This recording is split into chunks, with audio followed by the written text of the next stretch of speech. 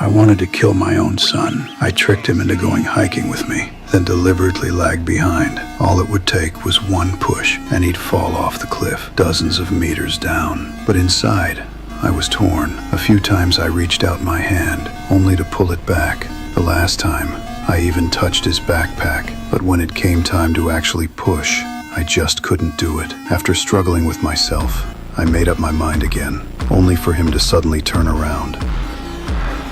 What are you doing? Shouldn't I be the one asking you? He looked right at me and exposed what I was thinking.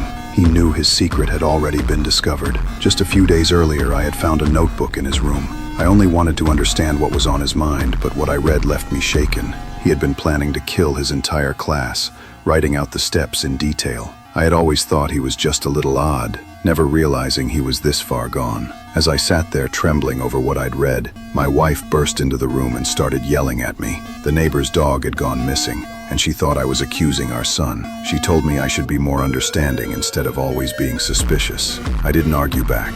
Instead, I handed her the notebook. She grabbed it impatiently, assuming I was making a fuss over nothing again. But as soon as she read it, even a mother who had always defended her son was stunned. Inside were not only plans for a massacre, but also cruel methods of torture. It made her remember what had happened just days before, when our son was bullied at school. Afterward, he had posted online that he wanted to kill those kids. The school concluded that he had mental issues and said they'd have to evaluate him before deciding if he could return. My wife exploded when she heard that, insisting none of it was his fault, and she decided right then to transfer him to another school.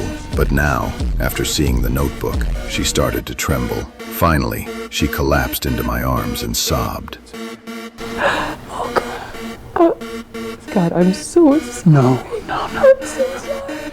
The next day, I saw a news report. In just 2 days, 3 people had fallen to their deaths at a popular hiking spot. That gave me an idea. When my son got out of school, I called him over and suggested we go hiking, saying it would be a good way to bond. He refused right away, saying he wasn't interested. So I promised him that if he went, I wouldn't make him see a therapist. After some persuasion, he finally agreed. I told my wife we were going, pretending it was to lift his spirits and maybe change his mindset.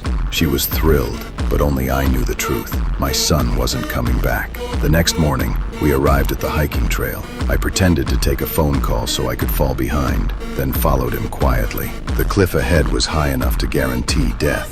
I tried several times but couldn't bring myself to do it. Then, as we turned a corner, he suddenly looked back at me. I know you found my book.